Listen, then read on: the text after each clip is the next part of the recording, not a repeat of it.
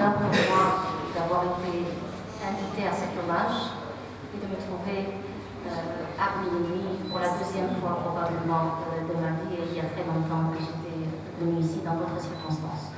Je serai très brève parce que d'abord l'essentiel a été dit. Je ne fais pas partie de la génération de Hossein Ahmed, je fais partie de la génération d'après. Je suis née dans une maison où Hossein Ahmed s'est réunissé avant que je vienne au monde avec des militants. Mais cela, quand j'ai rencontré Hossein Ahmed pour la première fois, je l'avais complètement oublié. Je l'ai rencontré la première fois directement en 1990. J'étais déjà présidente d'une association, l'Association pour l'émancipation des femmes, et je me suis rendue au siège du FFS pour demander de l'aide pour mon association. Et à aucun moment, c'est possible de nous a conditionné cette aide. Une association qui n'était pas issue des rangs du FFS. Il y avait beaucoup de militants du FFS, mais qui n'avaient pas été créés par le FFS. À aucun moment, il n'a conditionné son aide, il a instrumentalisé son aide, et il a pris à la charge du FFS la réalisation des affiches, parce que nous n'avions pas d'argent pour faire nos affiches pour le 8 mars.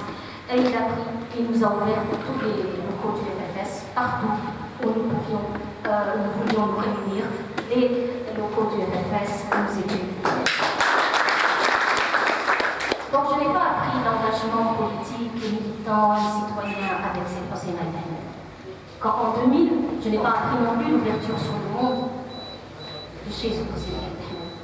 Quand en 2000, il m'a demandé de faire partie de son cabinet, j'avais des tas de distinctions internationales, j'avais fait presque le tour du monde, dont beaucoup de capital avec ces Hossein Ahmed, pour expliquer ce qui se passait dans notre pays, les violences contre les droits de l'homme, la dictature, l'exclusion, les abominations que nous avons vues et qui souvent étaient masquées par une société civile, entre guillemets, au service du pouvoir, et des partis politiques au service du pouvoir, derrière le nom de lutte pour la République ou bien lutte pour la démocratie, comme les mots aujourd'hui sont des mots mensongers.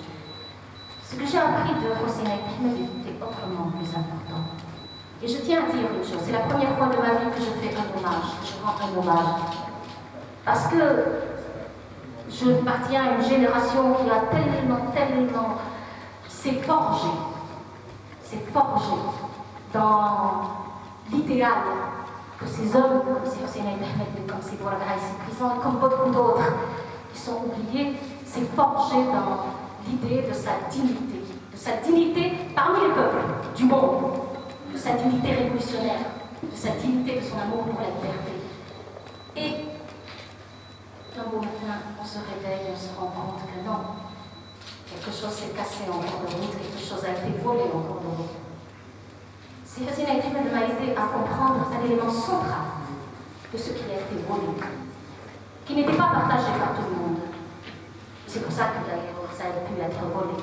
Alors je me dis peut-être que c'est notre génération, que c'est la génération qui viendra après peut-être, mais le devoir de transmission demeure. Je dois à la mémoire de l'histoire et à la fidélité de m'être forgée, de m'être construite grâce à des hommes comme ça qui nous ont apporté la libération. Ils ne se sont pas contentés de nous apporter la liberté à notre génération. Ils ont continué le chemin. Ils ont continué le chemin pour transmettre ce flambeau. C'est une obligation morale pour nous de transmettre ce que nous avons reçu comme ce quelque chose qui, dans les peuples du monde, fait la différence entre les nations qui survivront au XXIe siècle et celles qui seront écrasées par ce XXIe siècle. Il y a déjà plus de 2 siècles qu'un lord britannique avait prononcé à Londres un discours resté célèbre qui s'appelait Dying Nations, Lord Salisbury. Et si vous le lisez, tapez Google, Lord Salisbury, Dying Nations, vous le trouverez. Et la carte du monde, vous avez l'impression qu'il part d'aujourd'hui. Déjà, à l'époque, ils avaient décrété que des nations survivraient et des nations mourraient.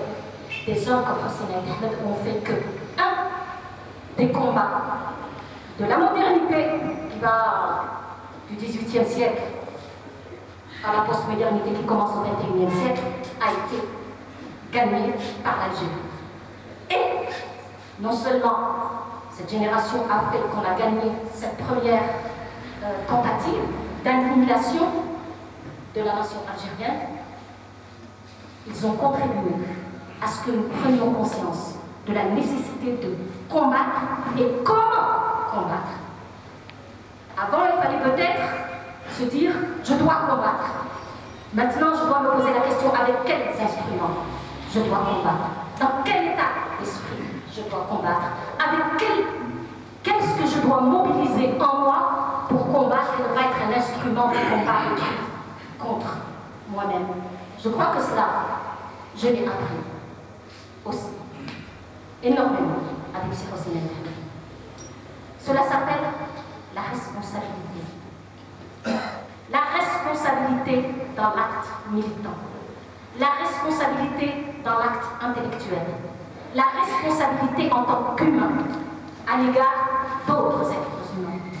J'ai eu la chance, le privilège de rencontrer de grands hommes, certains de ce pays, certains du monde. Mais je dois reconnaître que j'ai rencontré très peu d'hommes qui est dans l'exercice de la responsabilité et fait à l'égal de Sirosine Ahmed dans l'exercice du pouvoir. Peu d'hommes, j'entends bien ce que je dis, dans l'exercice du pouvoir. J'ai rencontré peu d'hommes qui ont fait preuve d'autant de sens de responsabilité. Peu d'hommes ont disposé d'un tel pouvoir, si ce n'est sur tout un peuple, du moins sur une grande partie de ce peuple, si ce n'est sur toute la mémoire et tous les symboles de la libération, du moins sur une grande part, si ce n'est sur toute la démocratie, du moins sur une grande part du combat pour la démocratie. Comme Hossein Ahmed, peu d'hommes ont disposé de ce pouvoir sur les hommes et sur les idées, les ont utilisés avec la modestie, avec la lucidité, avec les convictions profondes qui ont été celles de ce grand homme. Si nous devons rendre des hommages régulièrement et ritualiser ces hommages, si nous devons édifier des statues, écrire des livres, il faut que nous écrivions des livres parce que eux, ceux d'en face, les révisionnistes, écrivent des livres. Il faut que nous écrivions aussi nos livres en fonction de nos vérités profondes. Si on édifie des statues, et on écrit des histoires, et la chose quand même qui demeurera toujours contact avec des grands hommes, c'est quand on prendra leurs idées et qu'on les fera fructifier. Et pour moi, le sens de la responsabilité dans l'exercice du pouvoir fut-il infini. C'est un des éléments, c'est une des choses les plus importantes. La responsabilité dans l'exercice du pouvoir et la lucidité dans l'analyse des situations. Ce sont ces choses-là qui vont nous permettre demain de faire face à la vague terrible qui vient. Et c'est cela qui distingue fondamentalement Hossein Ahmed de beaucoup d'autres, certainement tous les hommes du pouvoir et du pouvoir actuel.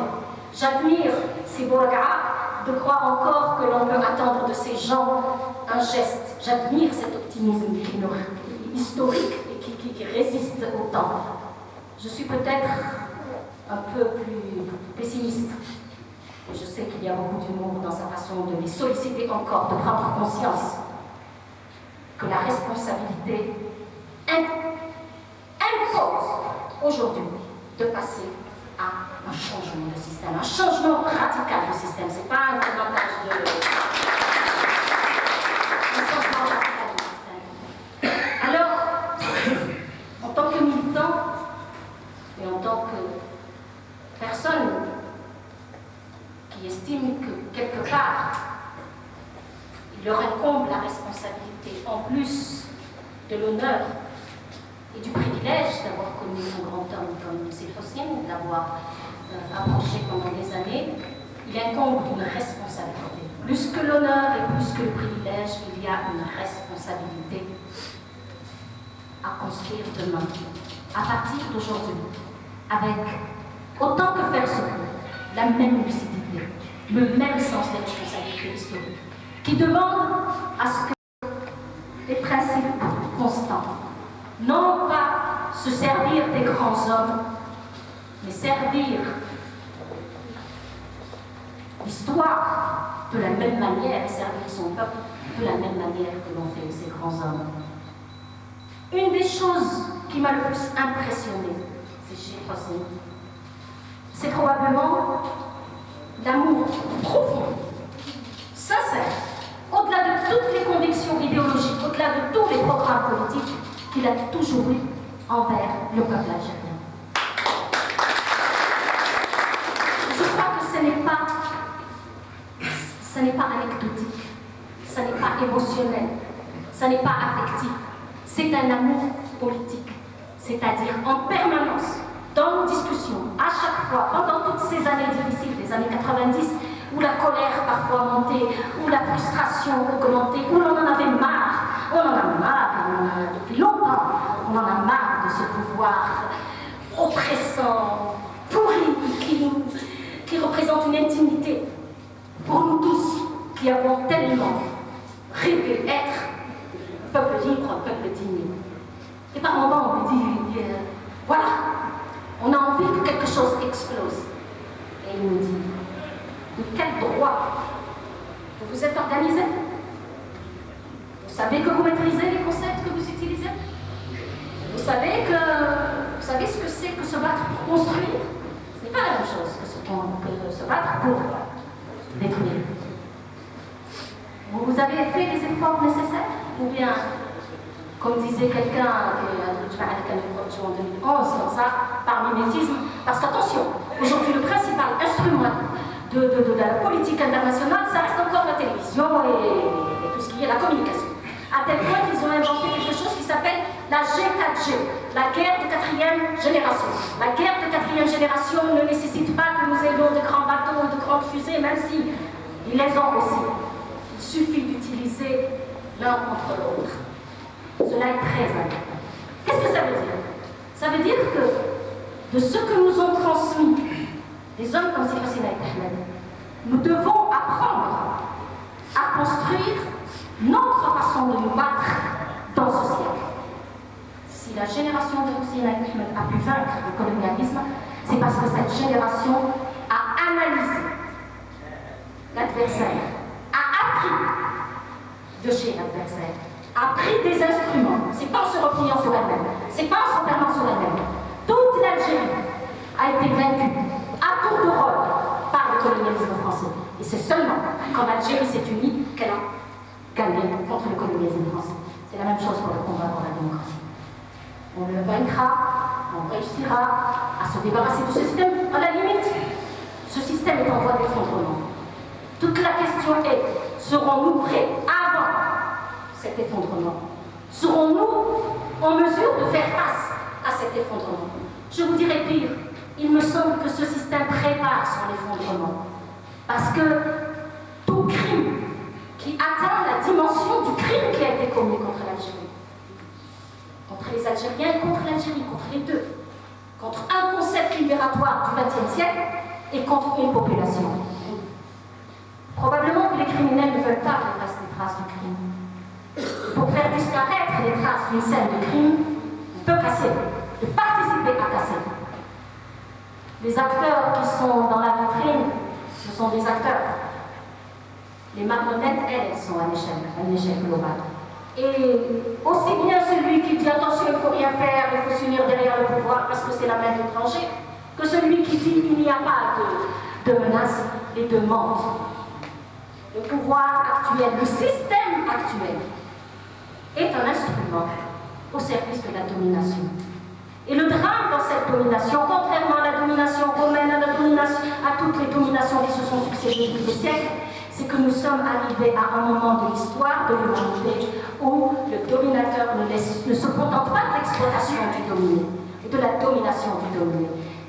Des raisons écologiques font, et des raisons sur sur l'eau, sur l'énergie, sur la planète qui s'épuise, font qu'aujourd'hui c'est l'extermination des peuples qui est à l'ordre du jour. Ce qui a été fait aux Indiens et ce qui est préparé pour les peuples des nations qui ne se seront pas donné les moyens d'apprendre de leurs grands hommes.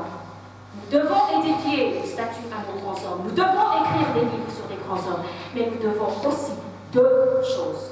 Apprendre d'eux et construire les institutions qu'ils ont contribué à mettre sur pied. Donc la responsabilité pour nous et pour vous ici présents dans la salle et ailleurs que dans la salle, c'est la construction d'un parti, un vrai parti, où les idées de démocratie, de lutte, pour l'unité nationale, pour la démocratie, pour la libération du citoyen algérien deviennent une réalité quotidienne. L'exercice du pouvoir doit y être de la plus petite initiative à la plus grande, un exercice responsable, lucide et concerté. C'est du moins ce que j'ai appris de Seyd Hossein, parmi les innombrables choses que j'ai appris de lui et que j'espère pouvoir participer dans d'autres débats et à travers l'écriture à essayer de débattre, de faire fructifier, de transmettre à tout le moins comme ça m'a été transmis. Donc je vous remercie encore une fois infiniment. Je pourrais parler pendant des heures, mais ce n'est pas le but de l'exercice. Il me semble qu'aujourd'hui je tenais à rendre hommage particulièrement à un esprit lucide, pas seulement révolté. Il y a beaucoup d'esprits révoltés chez nous.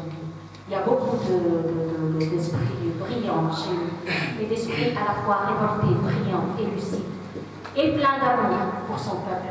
Il n'y en a malheureusement pas suffisamment. C'est pour cela, c'est de cela, avant tout, que nous devons nous inspirer. Je vous remercie.